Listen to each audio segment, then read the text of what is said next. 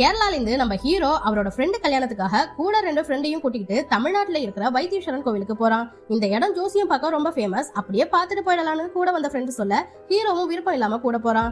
ஃப்ரெண்டுக்கு முதல்ல ஜோசியம் பார்த்துட்டு ஜோசியர் எல்லாத்தையும் துல்லியமா கணிச்சு சொல்ல அடுத்ததா ஹீரோ பார்த்தா உங்களுக்கு கல்யாண யோகமே கிடையாதுன்னு சொல்றாரு. எனக்கு என்கேஜ்மெண்ட் ஆயிடுச்சு, இன்னும் கொஞ்சம் நாள்ல கல்யாணமும் ஆக போகுது, என்ன இப்படி சொல்றீங்கன்னு கேட்டா அதுக்கு வாய்ப்பே இல்ல, அப்ப அந்த பொண்ணோட டீடைல் சொல்லுங்கன்னு சொன்னா அதை கேட்ட அந்த பொண்ணுக்கு ஜோசியம் பார்த்து இந்த பொண்ணுக்கு ஆயுள் ரொம்ப கம்மி, இன்னும் கொஞ்சம் நல்லா சாக போறான்ட்டு சொல்ல அதை கேட்ட ஹீரோ ஷாக் ஆகிடுறான். என்னதான் அவனுக்கு இதுல எல்லாம் நம்பிக்கை இல்லைனாலும் மனசு கொஞ்சம் உறுத்தலாவே இருக்கு. ஹீரோ கட்டிக்க போற பொண்ணை அவங்க அம்மா தான் பாத்திருப்பாங்க. அதுக்கப்புறம் தான் 2 பேரும் பேசி ஒருத்தர் புரிஞ்சுக்கிட்டு லவ் பண்ணவே ஆரம்பிச்சிருப்பாங்க. இந்த நிலையில இப்படி ஒரு விஷயத்த கேள்விப்பட்டதுல இருந்து ஹீரோ ரொம்பவே டிப்ரெஷனுக்கு போயிடுறான். அந்த பொண்ணுகிட்டையும் அதனால சரியா பேசக்கூட முடியல, அவாய்ட் பண்றான். அவனோட ஃப்ரெண்ட்ஸும் எவ்வளவோ சமாதானப்படுத்த பாக்குறாங்க, ஆனாலும் அவங்களாலையும் எதுவும் பண்ண முடியல. அதனால ஹீரோவோட ஃப்ரெண்டான மேத்யூன்ற கிட்ட ஹீரோவை அழைச்சிட்டு போறாங்க. அவரும் ஹீரோ சொன்ன விஷயத்தெல்லாம் வச்சு நிறைய விஷயங்களை ஆராய்ச்சி பண்ணி கடைசியா நீ ஒரு 3 பேரோட சாவை தடுத்து நிறுத்திட்டீங்கன்னா அந்த பொண்ணை சாவை நெருங்கி விடாம பாத்துக்கலான்ட்டு சொல்றாரு. அதனால ஹீரோவும் அதுக்கான சந்தர்ப்பம் கிடைக்குதானே எதிர்பார்த்து காத்துக்கிட்டு இருக்கான். அப்ப கடல்ல ஒரு ஆள் குதிக்க அதை பார்த்து நீச்சலே தெரியாத ஹீரோவும் காப்பாத்த குதிச்சிடுறான். அதுக்கப்புறம் தான் தெரியுது அங்க ஷூட்டிங் நடக்குதுன்னு. கடைசியில அவர் தான் நம்ம ஹீரோவை காப்பாத்துற மாதிரி ஆயிடுது. அதுக்கப்புறம் ஹாஸ்பிட்டல்ல ஒரு லேடி டாக்டரை ஒருத்தன் கத்தியால குத்த வர அப்ப ஹீரோ அவங்க கூட சண்டை போட்டு டாக்டரை காப்பாத்த பார்க்க கடைசியில டாக்டர் கழுத்துல கீரை வாங்கி இறந்து போயிடுறா.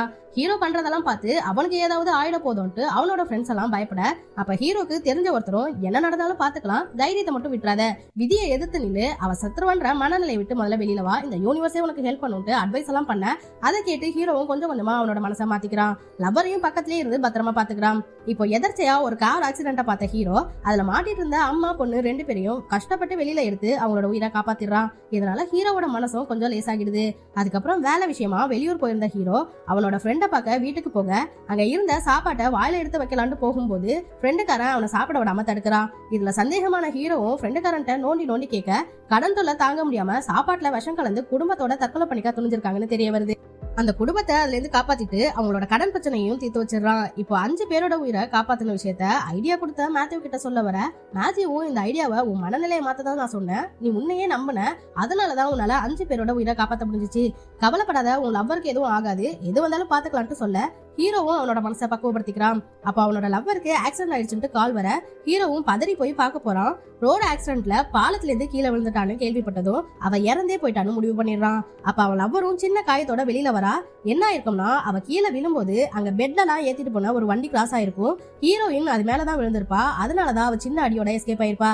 இதுதான் விதியா இல்ல ஹீரோ பண்ண புண்ணியமானு தெரியல. கடைசியில நல்லது பண்ணுனா நல்லதே நடக்கும்ன்ற மாதிரி படத்தையும் முடிச்சிருப்பாங்க.